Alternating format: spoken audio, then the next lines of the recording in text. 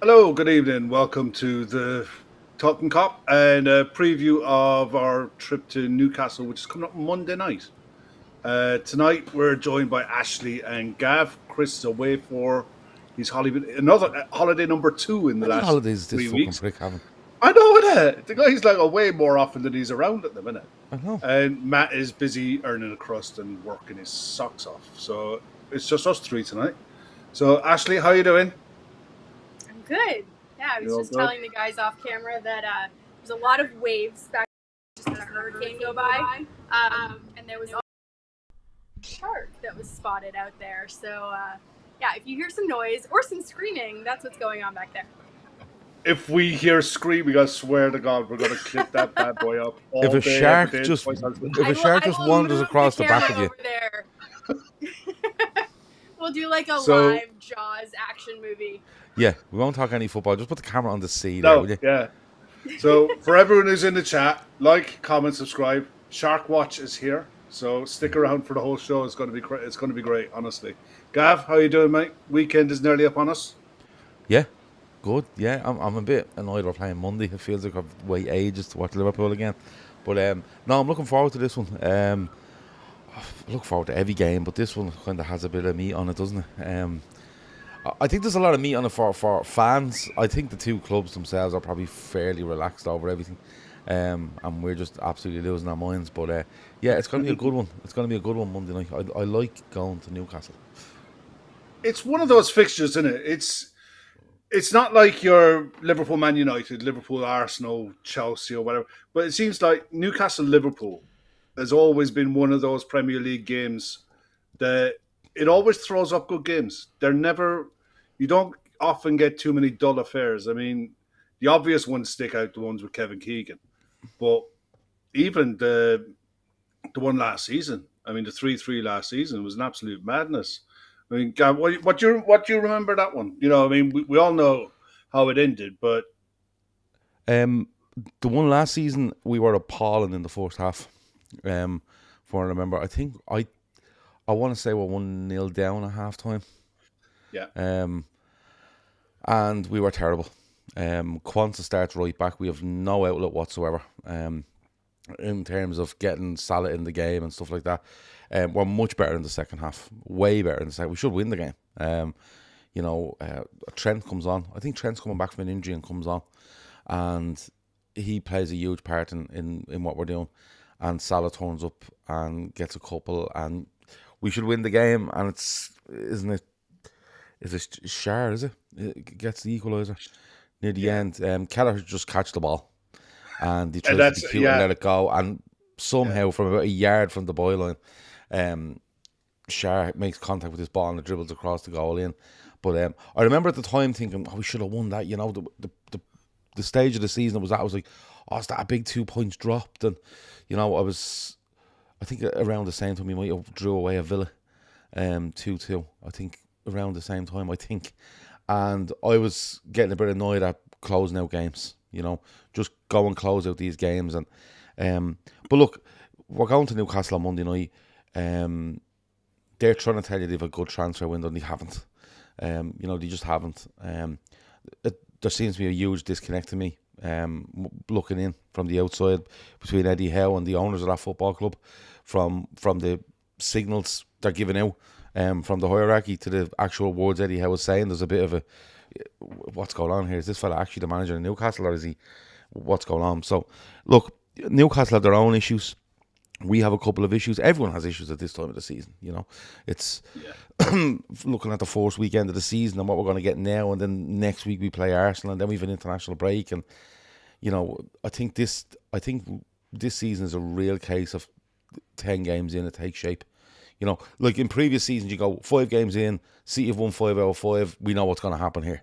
I really do think with the amount of movement that's gone on among squads and changes and players trying to integrate and players still to come in at clubs, including Newcastle and Liverpool, I think it will be a case of 10 games in. But it's a big one. It's a big away game to start. You're away kind of games of the season, and sure, why not?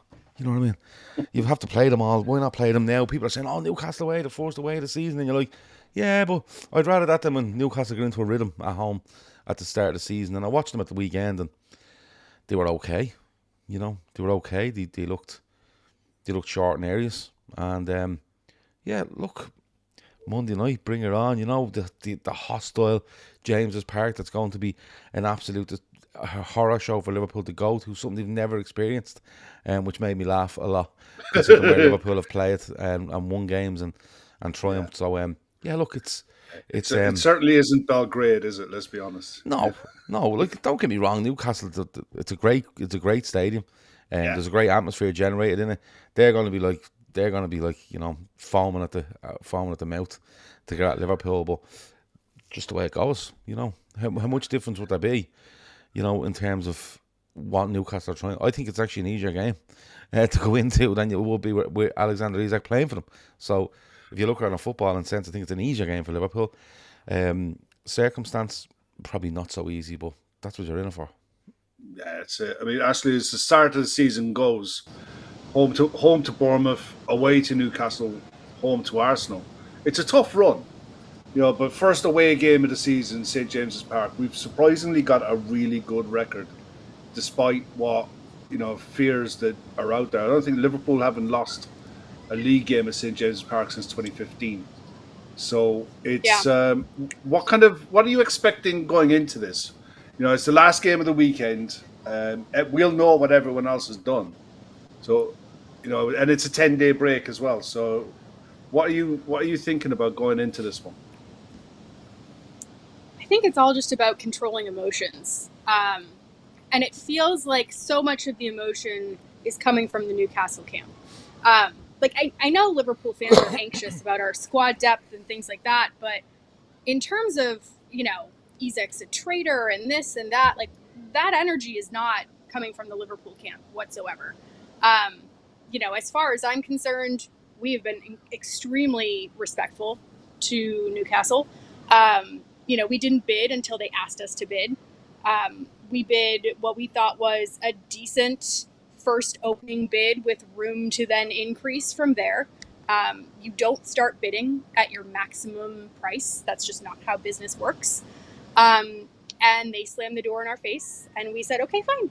You know, let us know if you change your mind. We'll be here. And that was it.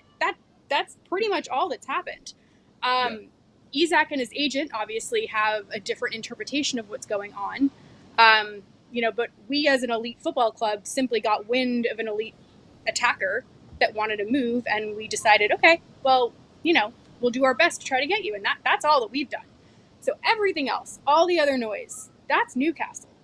And the fact that it's trickled down into the club, the fans, the players, you're hearing people talk about players taking sides and barbecues happening and not happening. Like, that's going to create turmoil in their team. I don't think it's going to be in our team. So I think they're going to be easily wound up. And I think that if we play our game, we could frustrate them quite easily. They could just expend all of this emotional energy quite quickly. So I think for us, it's just going to be a patience and discipline and kind of avoiding anything silly, because I don't want to see any injuries here. And that's probably my biggest concern. Yeah. Gav, Arne Slot's press conference was yesterday, and he announced that Jeremy Frimpong is going to be out until after the international break. It leaves us with a big issue at right back. You've got Joe Gomez, who couldn't train for 3 consecutive days, but he has trained. Mm-hmm. And, you know, they'll probably train again tomorrow and probably have a light session maybe Sunday. Mm-hmm. Conor Bradley's back in training. And you've got the other option. Well, you've got to, I mean, just stick with the right back a second, because what options do we have outside of those two in your eyes at the minute? Well, not Endo. 100%. Let's put that out there for a start, right? Endo, if your back's to the wall and you need to shut out a game, and it's, you know, you're down a mat, whatever it might be, okay, put him in there. But you can't leave Endo exposed. And by putting him in a fullback in an open-ish sort of game, you're asking for all sorts of trouble. He just doesn't have the pace. Doesn't have the pace. I was at Anfield last Friday, and the thing that stood out to me massively was shape-wise, he knows where to be, right? If you ask him to tackle, he'll tackle. His distribution is okay. But the problem he was having was that Bournemouth were picking the ball up and getting their winger running at him. And literally just running in a straight line, and he just couldn't keep up. And that's not... Look, I'm not having a go at Endo. He's not a fucking right-back. You know, Now, on the other hand, I've seen people going, oh, here we go. You know, 2 games in, we're no fucking fullbacks. Where's the squad depth? And I'm like, how many fullbacks would you like us to have? How many fullbacks would you? How many fucking right backs would you like us to have? Like, let's sign 4, okay? And what we'll do is, instead of trying to sign Alexander Isak and Mark Wahey, let's go out and sign the right back off fucking Crystal Palace and the right back off Fulham. And when people say, what are you doing there? We go, well, look, 2 games in, we are missing 2 fullbacks. We've bought another 2. So we're just going to go with that for the season. So that's being a bit stupid. Not a bit. Very, very fucking stupid. Very, very stupid. No, Endo. I wouldn't... To be honest with you, Kev, I get the whole Gomez thing. Gomez to me looked like he had to do a half an hour last Friday night, and he could only probably do 20. You know what I mean? He probably pushed himself beyond what he could do.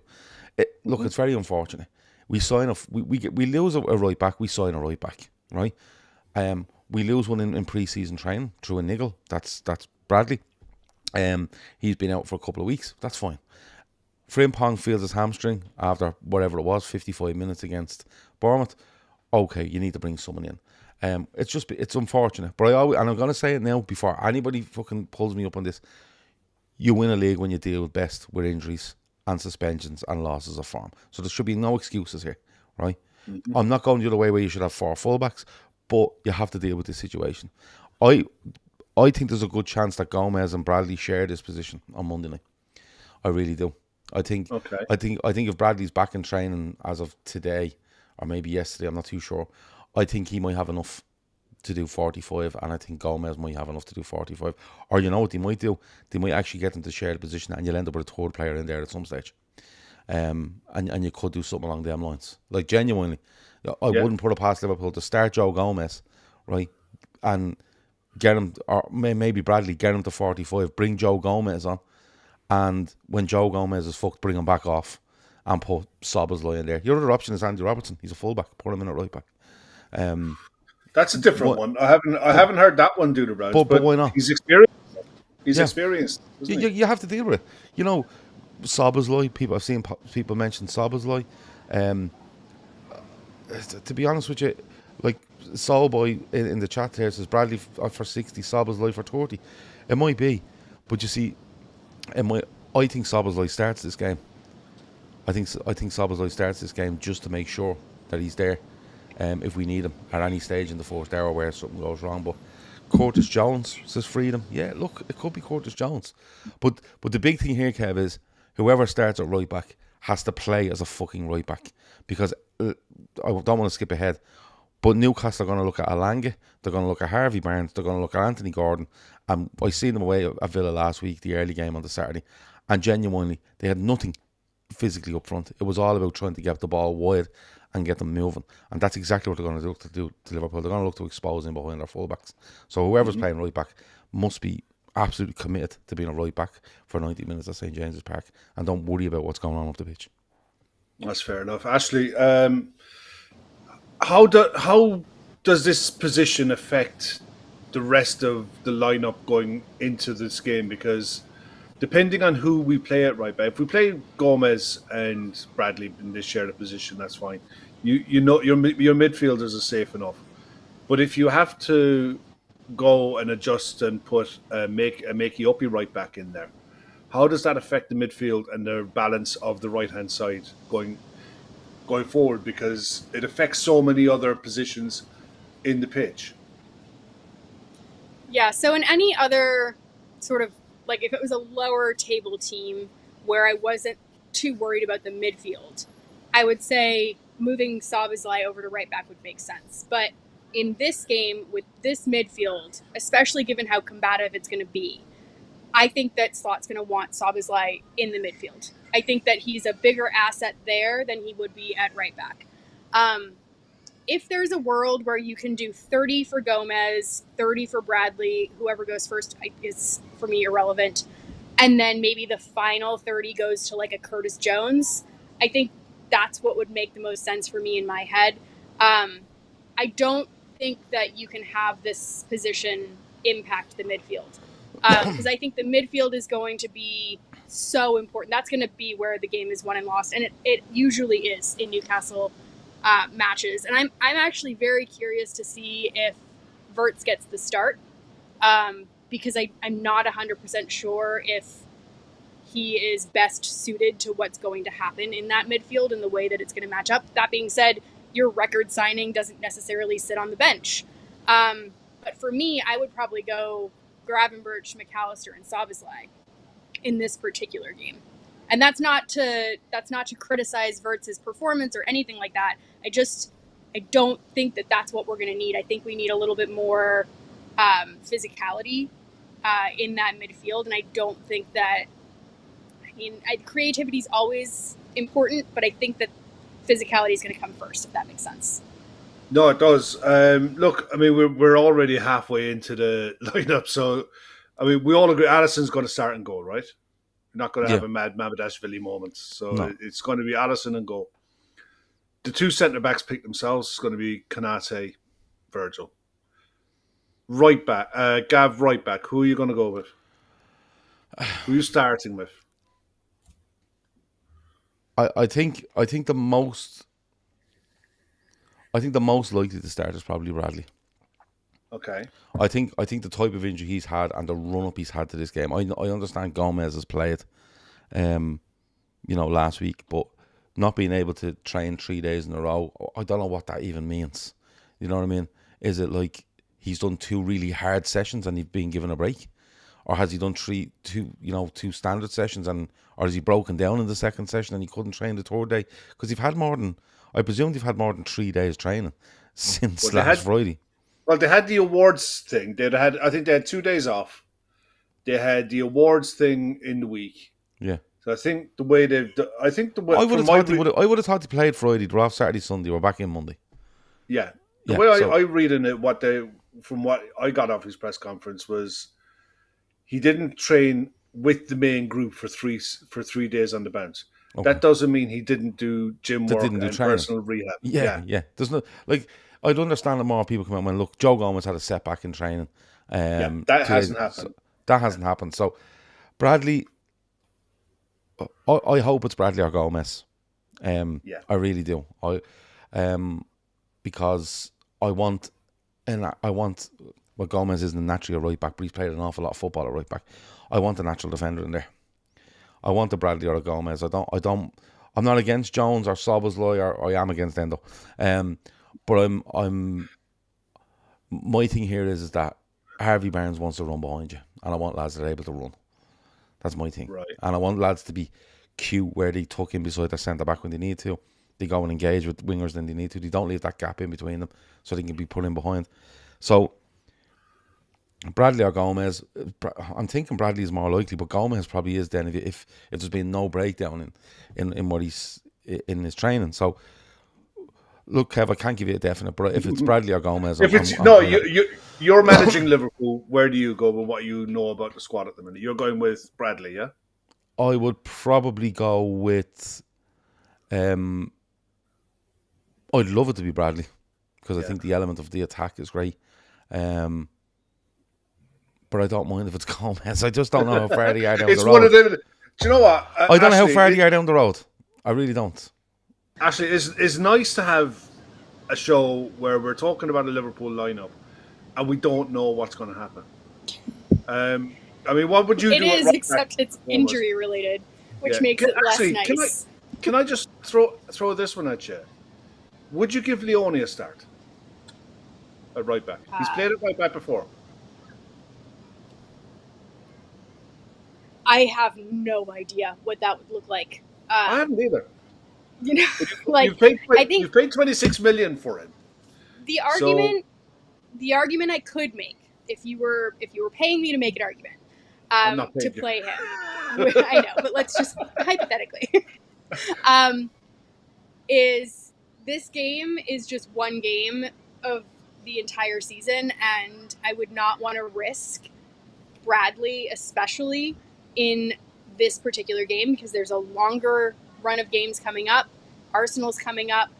If he's not ready to play, I wouldn't be forcing him to play. And if you had someone that was fit, like a Leone, maybe you could put him in there. It would be very baptism by fire, though. Like, in terms of first game, Newcastle away, fans are on your back, like, it would be baptism of fire. But, I mean, Slot seemed to speak very highly of him. I would find it absolutely shocking, but, weirder things have happened. Well, we picked Kwanzaa there last year. I mean, Hughes makes a point there. Like, I don't know if you want to throw him into the most toxic game of the weekend on his debut. Like, I don't know. It's hard enough kind of coming up to speed to the Premier League, let alone coming up to speed with a whole bunch of, like, maniacs coming at you on the other side of the pitch. I don't know. Gav, what would your reaction to be if Leone come in and started right back? Because someone actually made a point there. For defending set pieces, which we know Newcastle are really strong, and if you use him as a right back stroke third centre back, where your two midfielders, one of them isn't dropping in, Virgil becomes like the centre back of a 3 almost, or Kanate becomes the central centre back of a 3 when we're on the ball, when we have possession, and your two centre mids, one of them isn't dropping back in like they normally do to make a third centre back. Is it an option? Listen, I think people will be nervous over Leone starting this game. Look, Jacob Ramsey's getting a mention there as well because he's going to be, and I don't think Newcastle would be as nervous of starting him because he's a lot of Premier League experience. But I will put him in there over Endo, because he's a natural defender. He's a centre back. But you see, I think the decision at right back makes a huge impact on what we do in midfield. I disagree with actually. I think Wirtz does start, and the reason I think he starts is because I think we're going to lose an element of creativity from right back, regardless of what we do here. Because even if you do a Leone or you do a Szoboszlai, Szoboszlai's a great footballer, but you want him playing right back. You see, when you look at that midfield, and Davey T put something interesting in there. He said, "What if they bring in Ramsey and put Joe Linton up front?"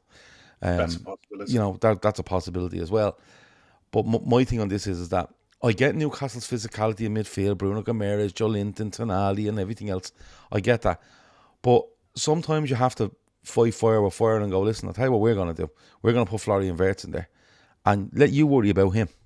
And let's see how fucking front footed you are when if he gets a yard of space beyond you, you're in serious fucking danger. I don't. You see, my worry on this, Kev, is that we go to Newcastle or any team for that matter, and what we end up doing is we end up isolating Mo Salah, and we end up isolating Cody Gakpo, and we end up isolating Ekitike, both individually and as a group, because what we're doing is we're taking so much of our fucking energy trying to worry about these 3 lads in midfield that we end up just falling back into this shape where it's percentage football. It's percentage balls up to these lads and hope they do something. And I don't think it works for us. No. We're better when our balls up to them are piercing balls where you're going to run onto that, and we're going to flood in behind you. I don't. What does that tell people if we sign Wirtz for 100 million quid and then go, listen, Newcastle away is a bit ropey, we're not playing you. Like, Wirtz would be looking at that going, brilliant. Are they front footed? Amazing. Because if they take one step wrong here, I'm going to get beyond them.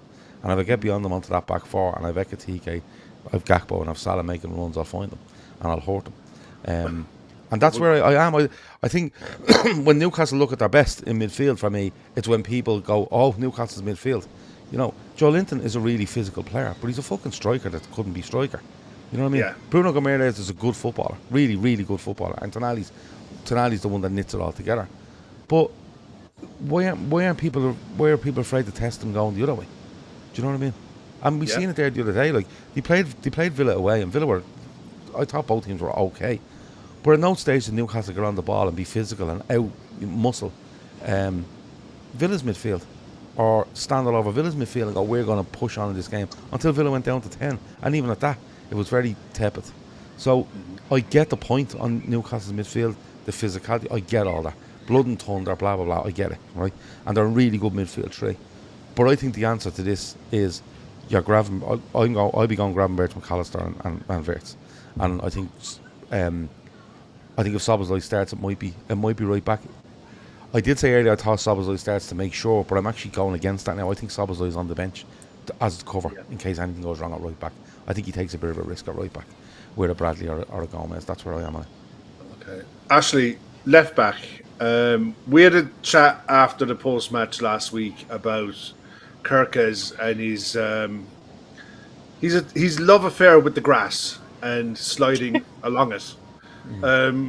What are you going to do with left back against the likes of Jacob Murphy, possibly, but more than likely Elanga? Do you start Kirkes, or what are you going to do there? I mean, he seems to be Slot's preference for the starting left back. I don't think he covered himself in glory last game, but I think a lot of last game, especially listening to Gav talk there, I think a lot of last game, the disconnect really came from the fact that Gravenberch wasn't playing. And because he wasn't playing, our midfield wasn't functioning properly, but it also made our defense look really, really ropey. So listening to Gav talk, I'm not opposed to Wirtz starting in the midfield whatsoever. I just think that Szoboszlai needs to play.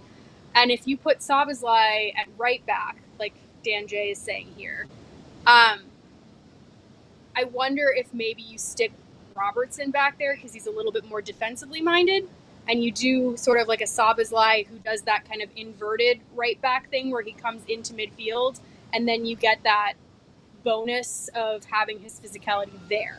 And we did see that a little bit in preseason. So I think it's a toss-up on that side as well. I think that if Szoboszlai plays, I think I'd like Robertson as left back and have him play more as that traditional left back, and then have that kind of more push forward from the right with Szoboszlai. I think that's how I would get them both in the team. That sounds. Gav, what way would you go with it?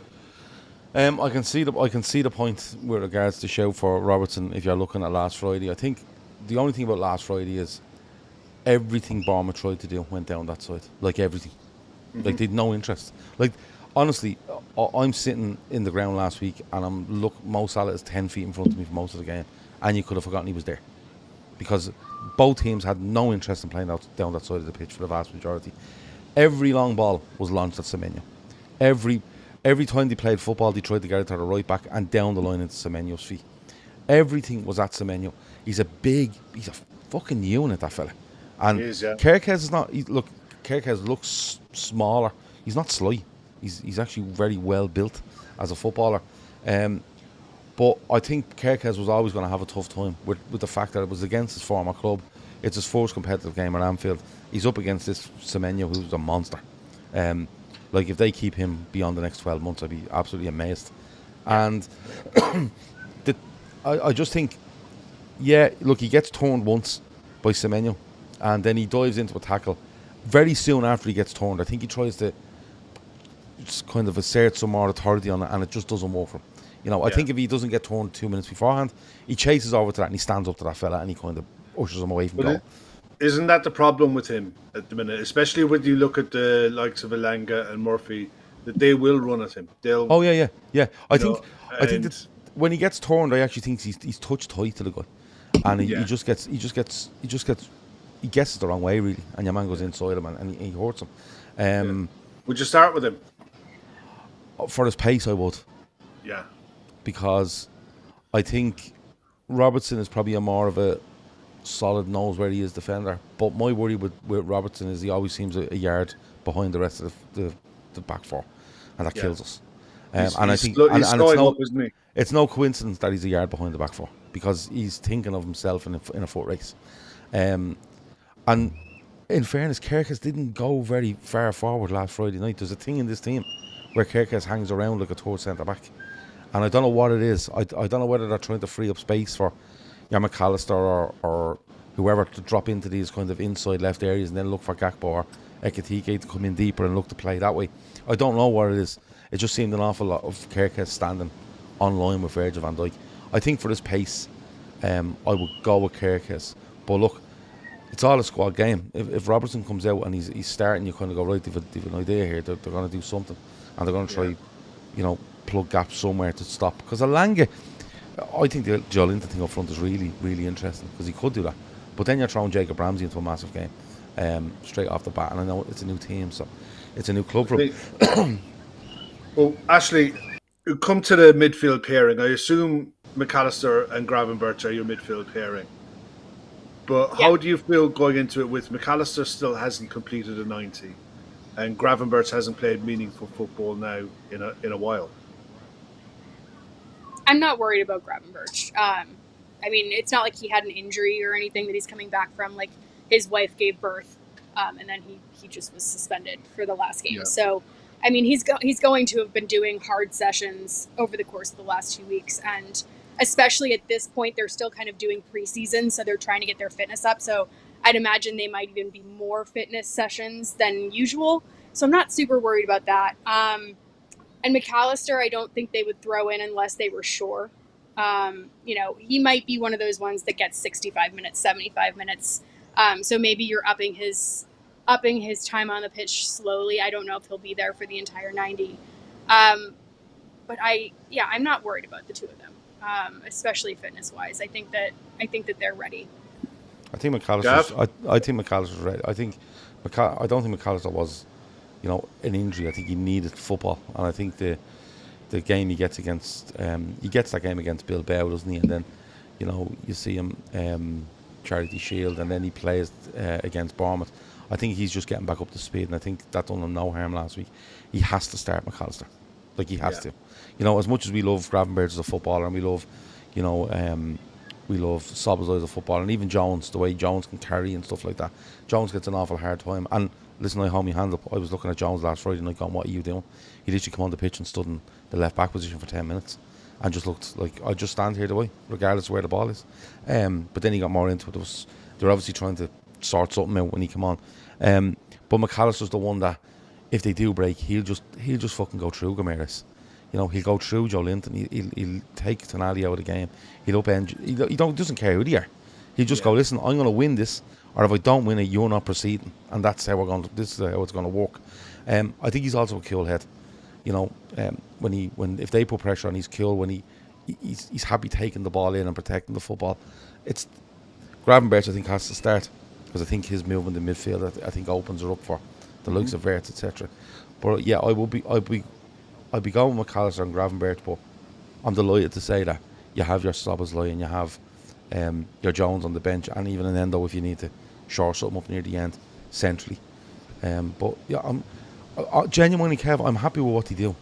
That's why we're all loving the squad that they've put together, and I know where the Isaac and the Guehi stuff is going to rumble on from their week and a half, but we're all happy with the squad. Do you know what I mean? So wherever we pick, and it's going to change around bits and pieces in the first 3 games before the international break. It's just the way it is. It's not going to settle down. But it'd be them two for me and Wirtz. Yeah. Ashley, the number 10 position against this Newcastle midfield. Would you worry that we could get outnumbered in the middle of the park in a 3v2? How much work has Florian Wirtz got to do going the other way if he does start? And is that the reason why you would look at Szoboszlai potentially as coming in as a third midfielder, specifically because of the Newcastle midfield that they're likely to start with? You guys keep every time you speak, I waffle back and forth, and it's one of those games, isn't it? It's one of those games. Well, I'm thinking back to the game that we played last year versus Newcastle, the second one at Anfield, where we played really, really well. And I think we did that weird box 4 in midfield. And so the idea of Szoboszlai at right back then coming in and forming that box in the midfield, I could see that working. And now I'm maybe the front line shifts, and maybe Wirtz is a false 9 and drops back, and we play a box 4 there. Because that's the best performance that we had all of last year against Newcastle. When we tried to match them up formation-wise, they completely outdid us. So now I have no idea what I'm doing now. There is an argument for that. There is an argument for that box, though. There's an argument for them to go out and go McAllister, Gravenberch, Szoboszlai, Wirtz. and then you say to yourself, right, we're going to sacrifice an Ekatike from the start of the game, and we're going to put Salah up high on the right, and we're going to put Gakpo up high on the left, and they're going to cover the full-backs. We're going to let our centre-backs have it, but you're not playing into midfield. Simple as that. And when it drops in midfield, we're going to have 4 lads there. And then you'll be looking for, out of the 4, you're looking for McAllister to go one way to help. You're looking for right. You're looking for Gravenberch to go left. Then you're looking for your Szoboszlai to go right or left to help the attackers, and you're looking for Wirtz to go through the middle. There's a strong argument for that, I think, as well. But these are the options we have. Do you know what I mean? This is why, like, you look at City last year. We went in and we went, we're just playing 4 midfield, lads. We're just going to play 4 midfield, and Salah and Diaz. I think it was Diaz played left side, and we just went, that's what we're doing. That's it. We played Diaz up front. We played no one on the left. Played no one on the left side of the team, and but I think we could go the opposite way here. I think we could play no one up front, and just go, listen, let's just win the ball and then play from there. There's a really strong argument for it. I mean, I like the idea of having Ekatike to come off of the bench and actually have that player that can make a difference, especially if we are using players like Szoboszlai early. You're not necessarily going to have that oomph coming off. I don't know if Jones is going to provide that, but if you were to bring on like an Ekatike with 30 minutes left, that could be really exciting. I don't know. I mean, there's a few people in there saying, why are we fearing Newcastle? I think it's just because the last couple times that we've played them, we really have looked quite poor. Minus that one time that I'm speaking about, which was, I believe, February of last year. I don't think that we've matched up to them particularly well. And it's true that Isak has been the giant thorn in our side, and not having him is going to make this game easier. But in my head, I'm still just kind of thinking about, controlling that midfield, especially just given how open that we looked both at, versus Bournemouth and versus Crystal Palace. And I think that Newcastle is a step above both of those teams in terms of what they can bring in the center of the park. Yeah. I mean, Gav, left wing is Cody Gakpo, and he's going to be lined up more than likely against Kieran Trippier. Is that would that be your one position on the pitch where you'd look, that's going to be our main focus, to try to target 1v1 and get Cody Gakpo on the ball as much as possible? As much on the other side as, look, we know what Salah can do, but Livramento v Salah is a different prospect to Kieran Trippier and Cody Gakpo, in different ways. How would you look to shift more to that side to try to force our attacks down one side or the other? No, I'm not a fan of this factoring everything down one side, because it just leaves the teams going, they're not going the other way. Let's just make sure we're okay over here. And we've done it a bit against Bournemouth. Like I said, like Salah spent so much time. Like the amount of times players could have got the ball at their feet and shifted the ball 50 yards to Salah, and he was in, acres of space. Yeah. And then you'd Frimpong could be motoring past him, and we didn't do it. The thing with Trippier is, like, no matter how good or bad you think he is, he just gets away with fucking murder. He just gets away with murder, tackles, handballs, whatever it is. It's just like, it's Kieran, he's a nice lad. He scored a free kick once against Croatia, and everyone fucking carries on. But yeah, look, I think, Davey was talking about, is it Tiao? Is that the guy's name that they've signed, the centre back? He was saying he might get a look in because he might need some pace. We're at the back. And look, Newcastle are very, very solid. They know what they have. They know what their attributes are. I think, I think when you look at Newcastle, you need to get beyond that midfield and you need to be facing onto that back four. There's no point in putting balls in the box. Dan Burns and Shar or whoever's playing just love heading footballs. And why wouldn't they? They're centre-backs. They're big lads. This is why I think if you're going to get Salah into the game, if you're going to get Gakpo into the game, I think you need Wirtz to get them into it. And I'm not against Ekatike being up front and having pace in behind these lads. And he's big. He's not afraid to jump as well and win headers. Ashley's just said it. Every question you ask, we keep changing our mind, and I'm doing it a bit as well, because the more I think about this, the more I think, like some Ashley said, when you match up against them, Newcastle love that individual battles. They look to win individual battles, and then they look to get their Harvey Barnes and their Gordons and their Elangas on the pitch. I don't know if Liverpool might try to be a bit more cuter here and stamp an authority in this game and go, no, we're controlling the football for the vast majority of it. On our terms. No, we're controlling the football in our half with you getting a chance to win it. So I'm easy away we go, Kev. But what I do, I'll be fuming on Monday night if we come out in 15 minutes and we're standing on the edge of our own box, going there and this Newcastle team deadly. Yeah, Ashley, you watched the Villa. Did you watch the game against Villa last week? The Newcastle game. I watched it up until the red card. So yeah, most of it. Yeah, I mean, I watched it and I just thought that they were wasteful more than they had chances. I just thought they were wasteful. But They looked like they were missing Isak, is what they looked like.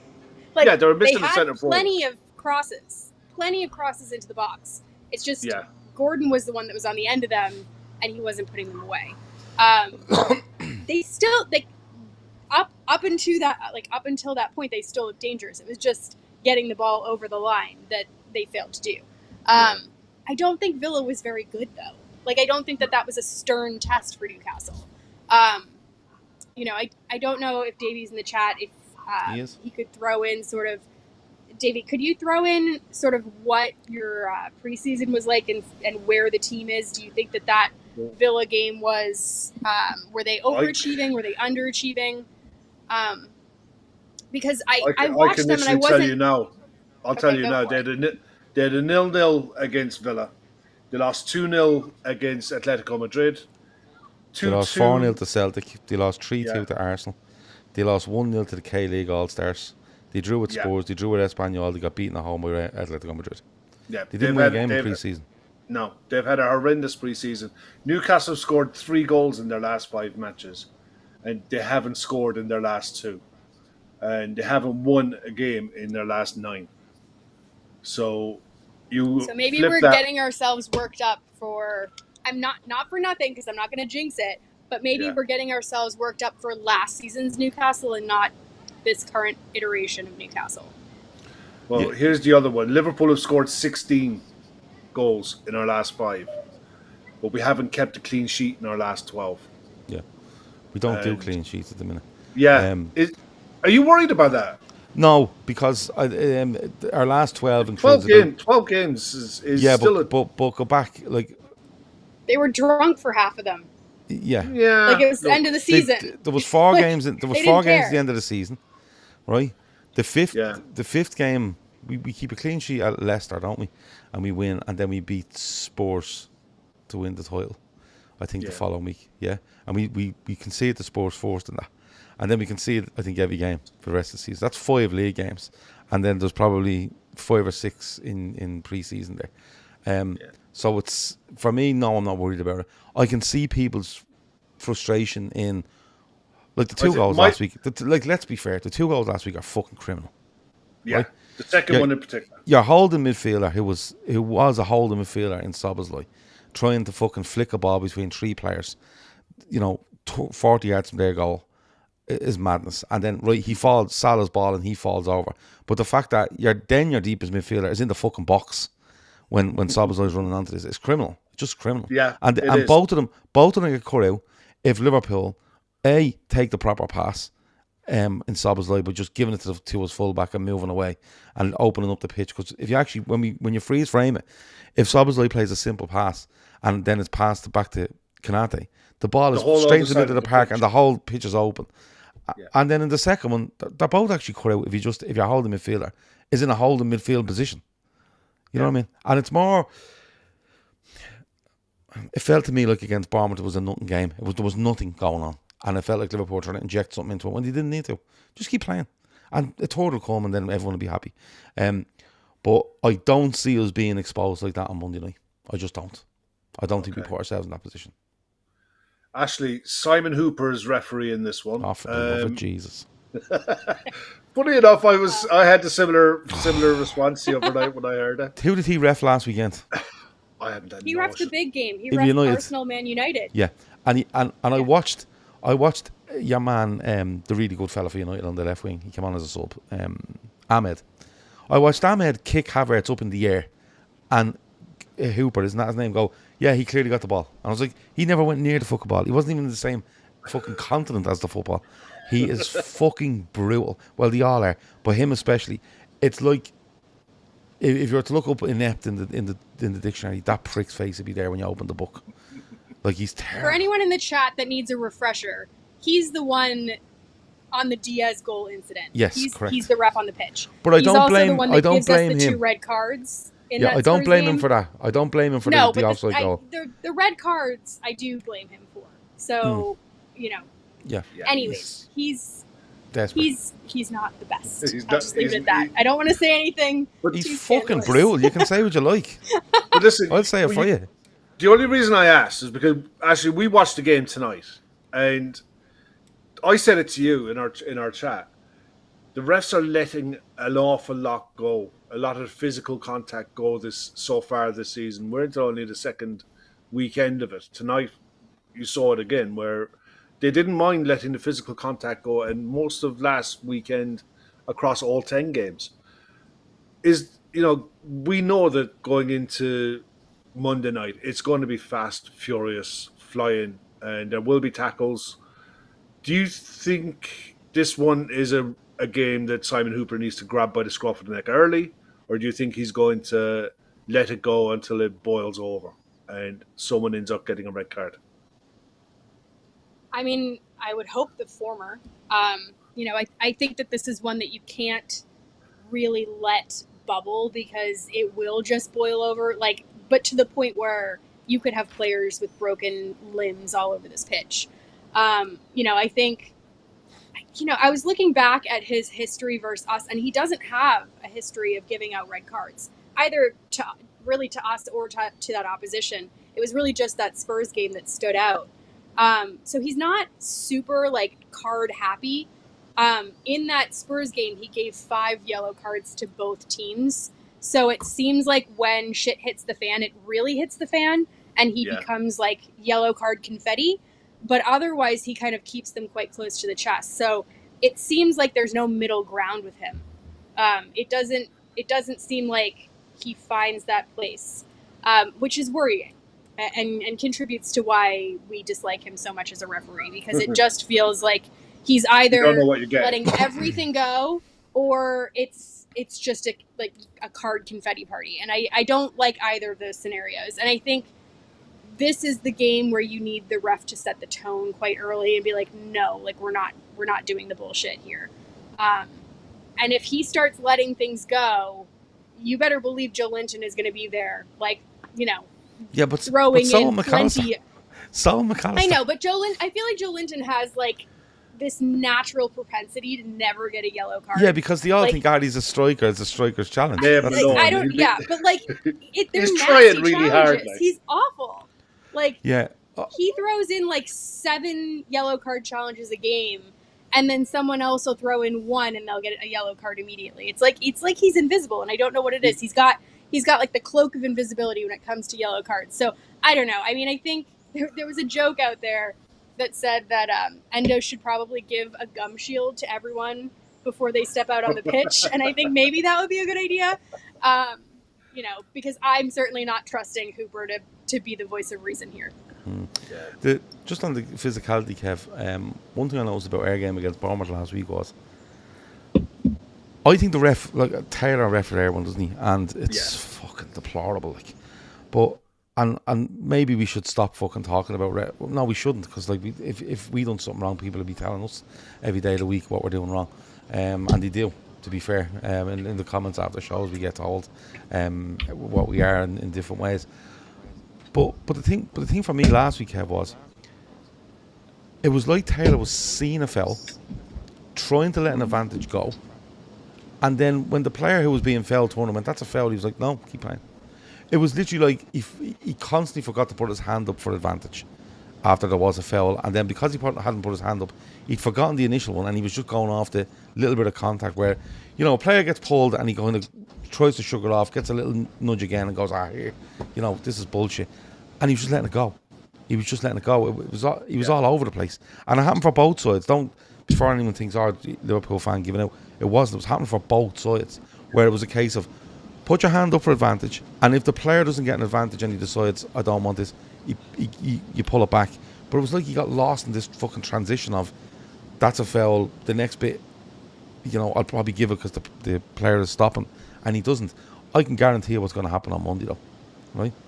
After 15 minutes on Monday, right, one side is going to get a yellow card, And when they get the yellow card, the huge reaction from the vast amount of people will be, they're doing 3 fucking tackles here, and nothing for them. And where are they getting one? I don't know what way it's going to go, right? But I can guarantee that's what's going to happen on 15 minutes. He's going to let it go for 15 minutes for one team, and then someone of the other team is going to make pull back a short, something fucking stupid, and it's going to be yellow, and you're going to go, what about them 3? And that's going to happen. From our point of view, we, as a team, I don't think you should be getting in the referee's face. I think Virgil van Dijk plays a massive role here. I think Virgil van Dijk, when every decision happens, he needs to be in that ref's face going, hold on, what about fucking that one and that one and that one, and let him know where you are. Because I think referees react way better to that than 4 or 5 lads when they're past them having a word and giving out. So I think Virgil has a big say on how the ref does this on Monday night. But I think there's a little bit too much being made of it. I think it's one of them games that it has I think the crowd have a massive influence on this as well. It depends on how the flow of the game goes for the first 15 minutes. If Newcastle get on top in the first 10-15 minutes, and it's not an end-to-end game, they're having chances, and the atmosphere is up, then everyone gets up. If it's flat, or if we score early and it goes flat, then it could peter out for a bit. And at the end of the day, anything can actually score predictions, scores, all the lovely good stuff at the end. Because I mean, go on, look, just fire away. What do you think? 2-1 Liverpool. I don't think we keep a clean sheet because that's just not what we do. But I think we look better. I think we will look better with Gravenberch. Because I think we looked really good in that senior Bilbao game. And I want to see that again. And I think the last 2 games, all of my optimism has sort of gotten dented just a little bit. But I think that's really down to Gravenberch missing. So I expect to see sort of that exciting version of Liverpool that we saw in that Athletic Bilbao game. Goal scorers, I'm going to go... I think Ekitike gets on the score sheet again. I think he's been, I think he's a revelation. And Mo Salah. And for them, I could care less, honestly. But it's probably going to be like Jacob Murphy off the bench or something ridiculous. Yeah. Oh, in the chat, Ocean is going with 2-2. Salah, Ekitike, Gordon, and Joe Linton. Faster Tortoise going with a Desmond as well, 2-2. Dan J is going for a 4-0 for Liverpool with Ekitike. Where's he gone? Ekitike, McAllister, and Salah. Yeah, that's nice. Corn 22 is going for a 2-1 away win. Gav, what do you reckon yourself? 3-1 Liverpool. I think as we talk loads about Liverpool and Anfield and the atmosphere and the intensity can really buy it a goal out of nothing. I think that might be the case for Newcastle. Let's not forget it's the first game of the season as well. At home. They're back in the Champions League, aren't they? So it's massive for them, regardless of the Isak stuff for who they're looking to bring in. Every day of the week is another player they're fucking trying to sign, which is bananas. But and for the record, they're trying to sign these players so they can sell Isak to Liverpool next week. Make no bones about it. But I think just on that, I think probably gets them a goal. But I think Liverpool win. I think Liverpool know what they have to go and do here. I think the fullback thing, you're worried about, but I think it actually might benefit us with who we put there and how we become a little bit more solid off the back of it. And then we allow our players further up the pitch to express themselves. Again, I don't know what way we're going to go. We could end up 4-3-3. We could end up 4-2-3-1. We could end up 4-4-2. We could end up 4-6-0. But that's not our decision to make. Goal scorers, Cody Gakpo definitely. Yeah, 100%. Florian Wirtz. It's so hard not to say Mo Salah, but I don't think Salah scores in this one. McAllister, Jamie Tree. Cool. Sorry, Kev, loads of people jumping in there, so I'll just read them for you because I have them in front of me. Yeah, please. Let me see. Richard says 3-1, Ekitike, Salah, McAllister.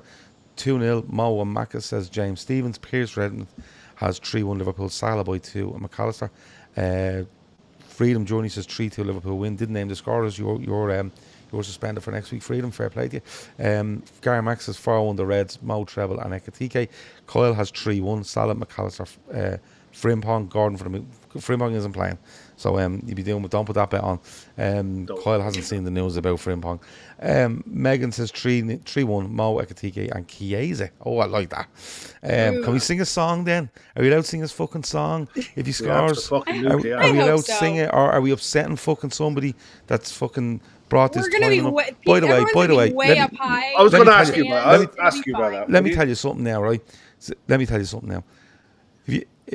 If you want to sing that fucking Chiesa song, you fucking sing it, right? And don't let anybody else tell you not to fucking do it, right? That song is going a year and no one's opened their fucking mouth about it. Not opened their mouth. And I've heard people saying, no, it was brought up on podcasts here and there. Never. Well, if you feel really that fucking strong about it, bring it up somewhere else.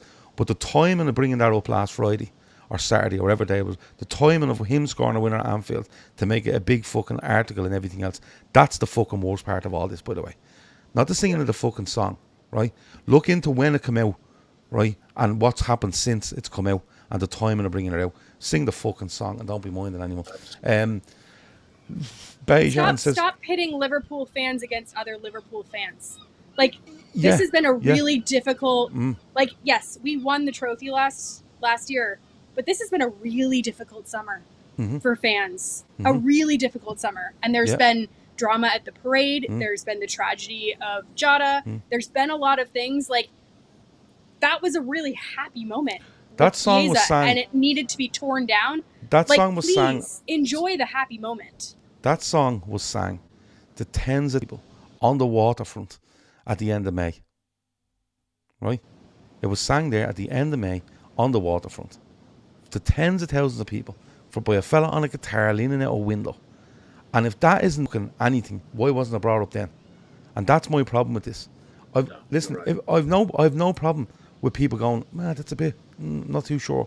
But to do it on Friday, to wait until he scores a goal, to go on about it, I'm sorry, I'm just not having it. I'm fucking not having it. It actually infuriates me. Davey T says 2-1 to the tune. Fair play, Davey. My heart says, that's his heart. 1-1 says his head. Real Talk says 3-1 to Liverpool. Tom Boland says 2-1. Salah and Hugo Burns for them. 3-1 says Bejan. I got that already. 2-0 says Cantors. There we go. I think that's about it. Yeah. Right. Well, Kyle is back in the chat. He's been on vacation and it's his birthday and his head is all over the gap at the minute. So happy birthday, Kyle. Well, Real Talk says I understand Tony Evans and Simon Hughes' point. So do I. But I'll tell you something now, Real Talk, right? Let me tell you something now. Tony Evans apparently made a comment about this on a podcast somewhere. He mustn't have made it very fucking loudly when he was making it a while back, right? But he picked this weekend after Chiesa scored the winning, what essentially was the winning goal. And it was sang all around four corners of Anfield.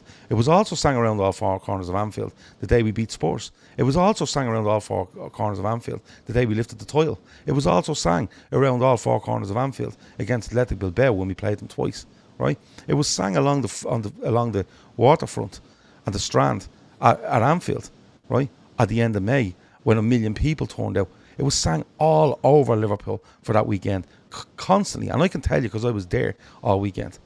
But to turn around now, when this game happens, and them to turn around and say, oh, well, I actually now have a problem with that, right? Look where it's gone, Real Talk, right? Well, look where it's gone. And ask what they've made out of it. And ask what what exposure they've got off it. And then you have people.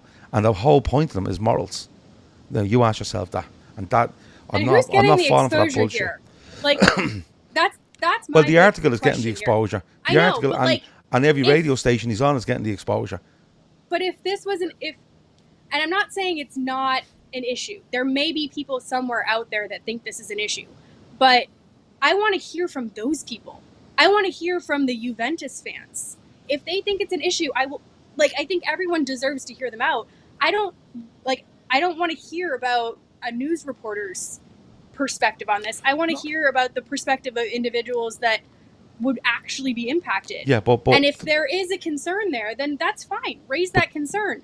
But I don't want Tony to deal Evans, in Tony Evans has this. hypotheticals. But Tony Evans has this concern. I don't mind mentioning Tony Evans, because if Tony Evans has a problem with what I'm saying, he can come to me and I'll have a discussion with him, right? But I have no problem with Tony Evans and his opinion, right? Tony Evans was at Heysel. Tony Evans was at Hillsborough. So he has far more experience with regards to hard times at Liverpool than I ever will, right? My issue with Tony Evans, and there's another name, Simon Hughes, jumping on the back of it, is, why aren't they talking about this for the last year? Why are you letting it go a year and waiting for a goal to be scored to then come out and do this? If there's a problem with that song, that problem hasn't developed the song in the last 5 days. It hasn't developed the song. Now, if it annoys people that much, Tony Evans, Simon Hughes, whoever it is, they should have done a massive article on the start for going, lads, that needs to stop. Plus, they're also presuming that everybody singing the song, none of them has been at Hillsborough or Heysel or knows anything about it. And that's demeaning to Liverpool fans and making them out like they haven't got a clue what they're doing. So, look... It's one of those things, right? That not once was anything mentioned from the... I only listened to the Anfield Rap's discussion on this not long ago, the other day. And the guys that were on there, they had the discussion about it. Not once was Heysel mentioned or anything remotely close to even the same hemisphere mentioned in the words of the song. You're right, this has been knocking about for a year. It's definitely up there with the Diaz song as the most popular Liverpool song of the last 12 months. You're right, the timing is everything, and the exposure that the article got. It's the worst form of clickbait that I've ever seen in using what he's used and how he's framed his argument to make this point 12 months after it's come out, and add into the fact that he does have access to platforms to air his views way more than most people.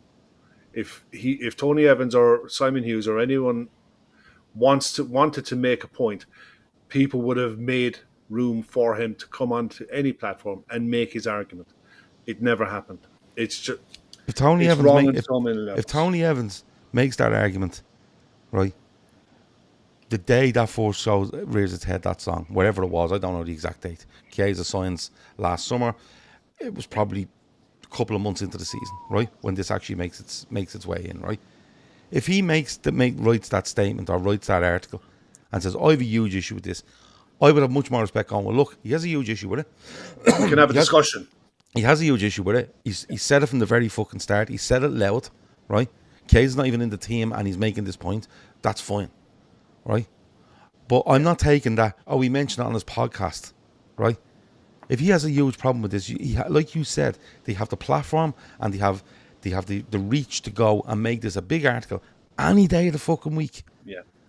But to turn her on fucking Friday night or Saturday morning or wherever it was and decide now, this is the time I'm doing it, I'm going to ask you, why was that the time to do it? That's all I'll ask. Yeah, and look, I think it's only right that we discussed it. This Monday night's got to be massive. Newcastle away.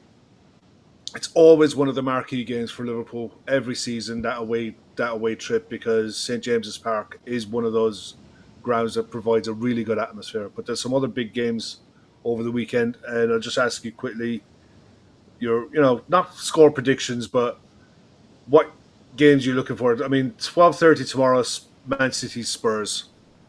Ashley, come to you first. Man City Spurs tonked them last year, but Rodri's back, Foden's back.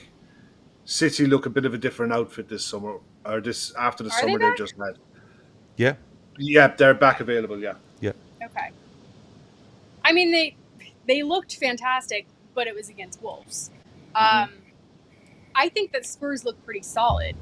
I think that Frank is a very, very good appointment for them. Very, very good. I could see this being quite close. I could see this being a draw, to be honest. I don't think either team is gonna, have a field day. I could see this being like a 1-1 or 2-2 draw. Yeah, Gav? Yeah, I don't think Ashley's far off there. The only way she'll be far off is if City go out and absolutely stomp them. Just put that could always happen. I mean, absolutely it's City. They can turn it up whenever. I think what you've said has an equal chance of happening. To be fair, my only thing with this is what I'd be watching in this game is how this City side deal with a team that break on them fast. Have they got the legs? Yeah, Because that's what they hadn't got last season.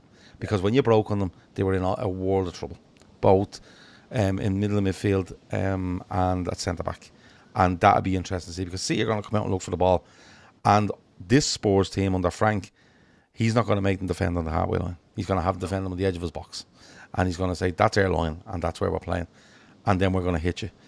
It's a really interesting one to watch tomorrow, both for how Spurs go there, because Spurs have gone there and played high lines and beat them, but it only takes one goal to go against you. That Spurs Sort of side, like the Savinho derby, isn't it? I mean, Yeah, 'cause I think and Spurs are still I think it pushing just- for him, Yeah. right? I think it just the way Spurs played last season, and it happened so many times. You get a goal against you, and you're in all sorts. You're in a world of trouble because the people can just break on you constantly. I think it's a really interesting game tomorrow. I think actually shout of a draw is a good one, but City as well. You don't, like you said, it was only against Wolves, but City could look to really put down a mark here tomorrow. But I don't think Spurs will be as soft as people think they are. I'm really, really looking forward to that one. The 3 games that we'll be looking at for the final 20 tomorrow, you've got Bournemouth against Wolves, Brentford against Aston Villa, Burnley against Sunderland. Now, that last one, Burnley against Sunderland, Sunderland won their first game back up. Yeah. That's Against West Ham, which looks less impressive less now. impressive in now, yeah, retrospect. after West Ham got conked tonight, yeah. Oh my goodness. But- But they're still bringing in players, and they looked good. Like, I thought they looked really bright.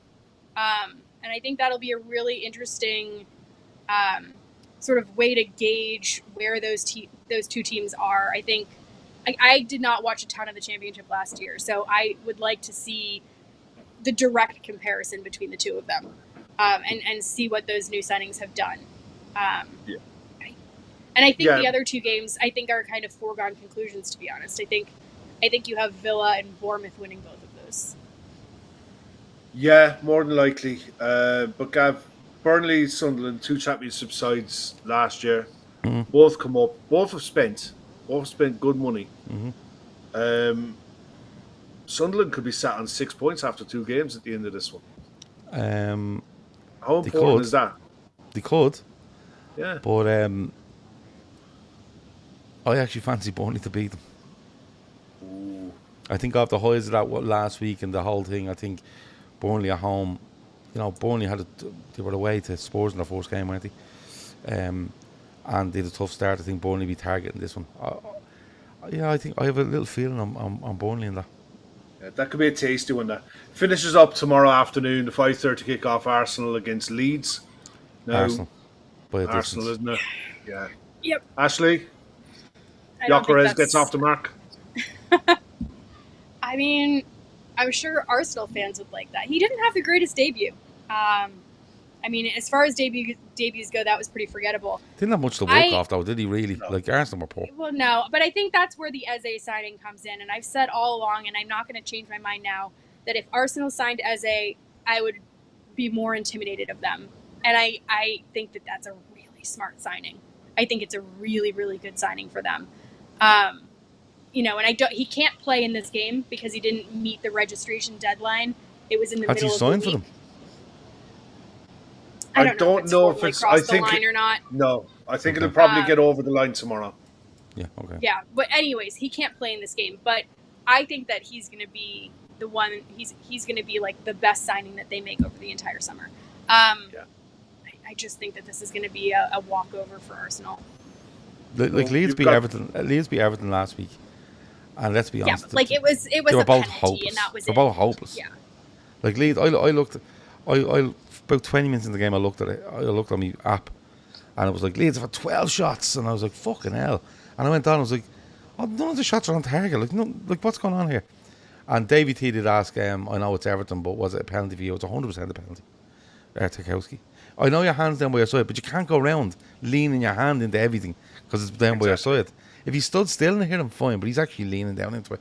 The Arsenal by a distance in that one, Kev. We don't even need to go into it. No.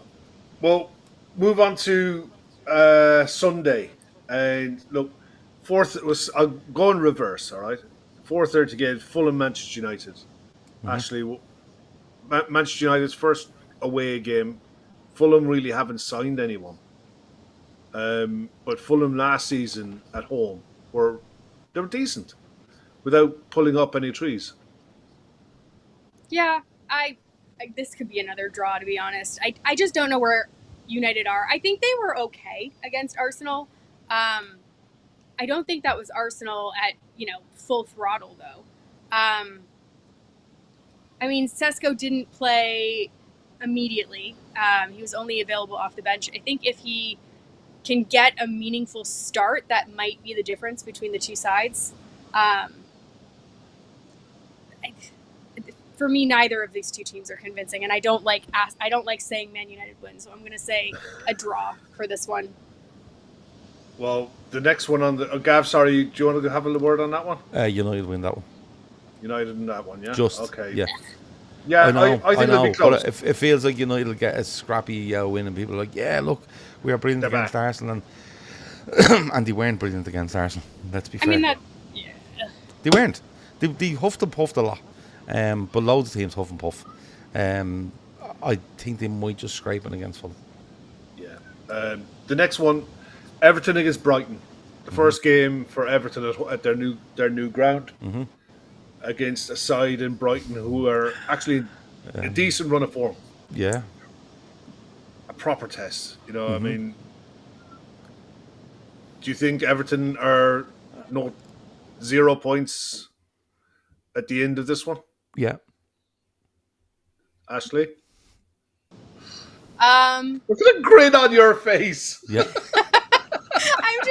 I was thinking about that bridge and like the weight capacity rules and about it being tested the game is going to be delayed for an hour while 4 people at a time walk over the footbridge to get to the ground. I was just thinking about that conversation with like someone needing like a red light and a green light to like direct traffic.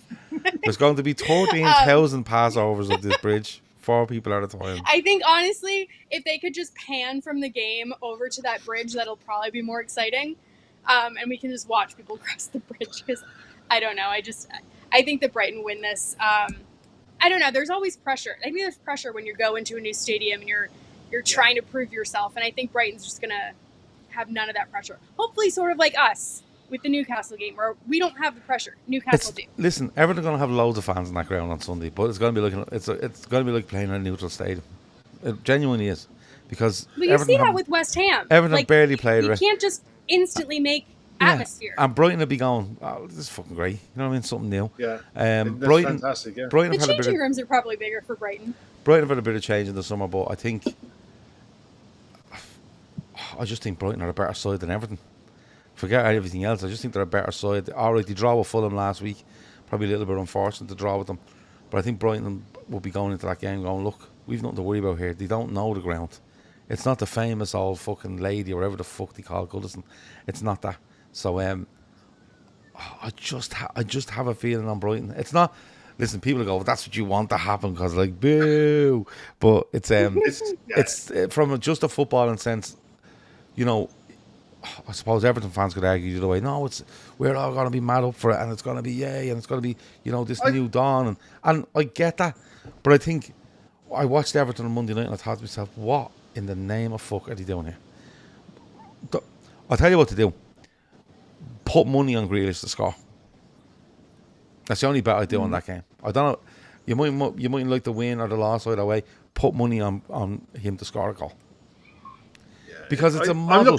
It's a model for him to score a goal, and they'll have a big flag at one end of the ground then on 2 sticks the following week. You know the way they do that kind of mad fucking faces things they do, and it'll be like Graham Sharp, fucking. Oh Jesus! Someone else and Jack Grealish on 3 flags next week. You know what I mean? It'd be something Duncan like that. Ferguson. Yeah, it'd be something. No, just random fuckers like Adrian Tony Grant or fucking. Someone like that. John Eberle. But listen, the last game on the Sunday, right, which is probably the first game on the Sunday. This is going to be great. Crystal Palace against Nottingham Forest. This is going to be fantastic. What the fuck is going on? What the fuck is going on at Nottingham Forest? Did you see Nuno's Mr. Santos Marinakis press is going on conference? at Yeah. Nottingham Forest Yeah. is what's Yeah. happening. Well, It's what do you all about expect? Mr. Marinakis. He ran on the pitch at the end of last season after they'd secured European football, albeit not Champions League, and start eating the head off Nuno Espirito Santo. But the problem there is that the word coming out is that he's not happy with the players they're bringing in from the Well, manager. isn't Edu in charge now there? So the Arsenal, Edu's the Arsenal director overall of football. of all the clubs and stuff. Yeah, but isn't he he's- like? Is he? Anyways, he's He's not kinda like involved the- in the he's the- signings, though, is he? Yeah, He's but not Marin, Michael listen. Edwards. Yeah, but hold on a minute, lads. This is the owner that stood beside Gibbs while he went. Yeah, I really love her at the football club. I'm so happy to be here. Just kept looking at him going, am I doing okay? And your man's like, just staring at him going, you just keep fucking going. And then the other day, like, they were winning 2-0 against Brentford. And it just cut to him in the stand. And he just sitting there in a t-shirt like this, just staring there and everything. He's a fucking head case. But he probably will get rid of him. He probably will. Because he's mad.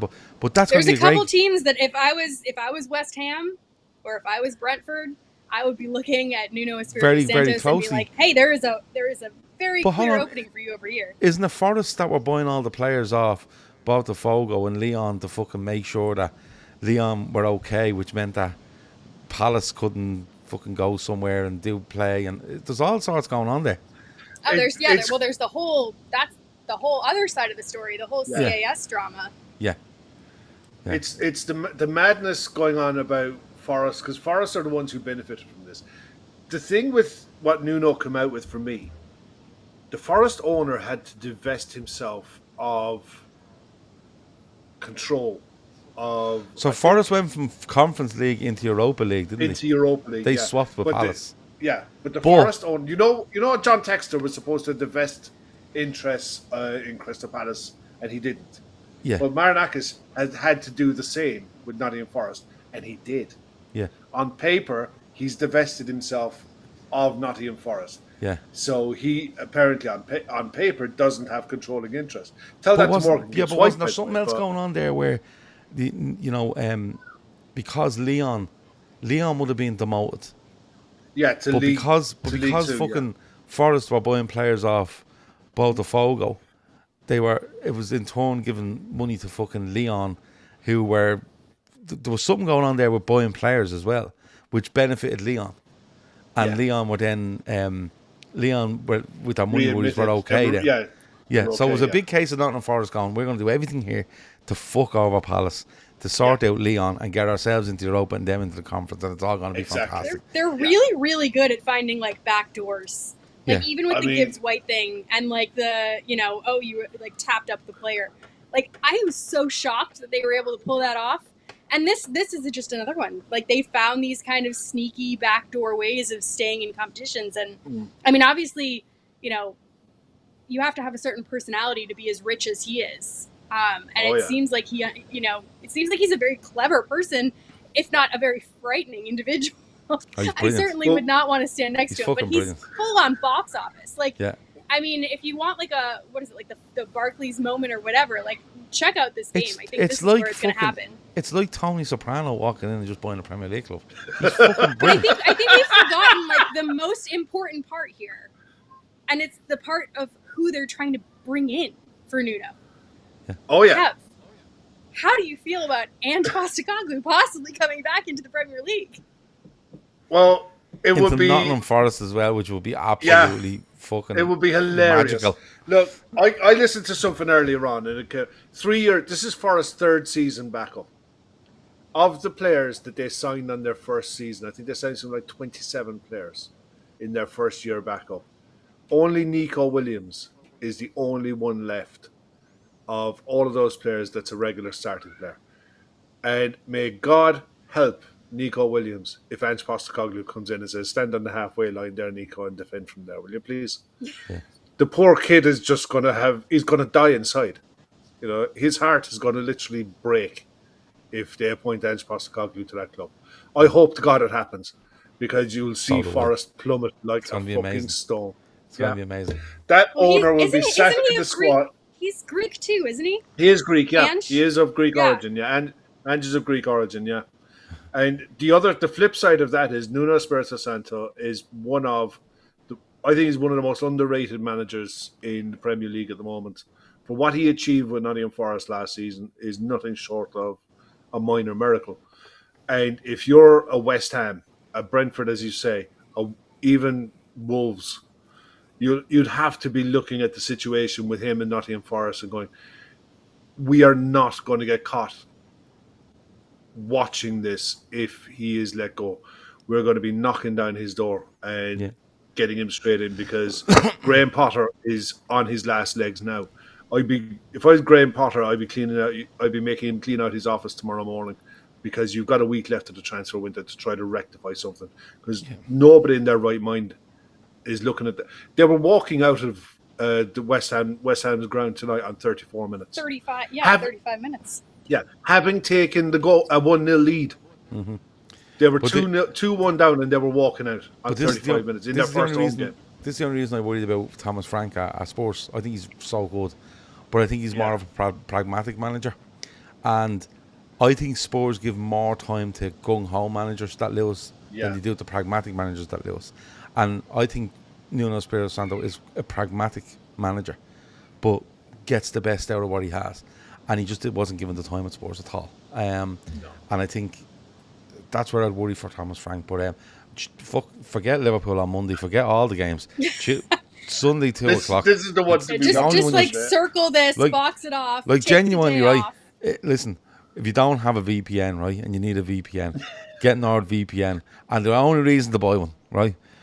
They're great for security if you're away. They're great if you have kids and relations that want the security and they go on to 10 devices and all that sorts of nonsense. But if you can't get access to Crystal Palace against Nottingham Forest on Sunday at 3 o'clock or Sunday at 2 o'clock, go and get NordVPN. Bounce yourself into another country to get direct access.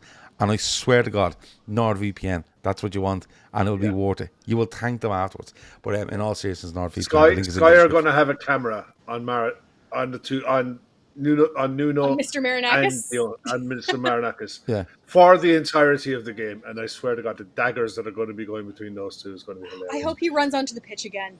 I really hope he runs onto the pitch again. I don't think he will in an away fixture, unless he jumps off like someone said Palace, there. Jumps the banner. It's a small stadium. I don't know. No, I'd say if he jumped the barrier, ran across, say Forest win it 2-1, and he comes across the pitch into the middle of Selhurst like Souness did.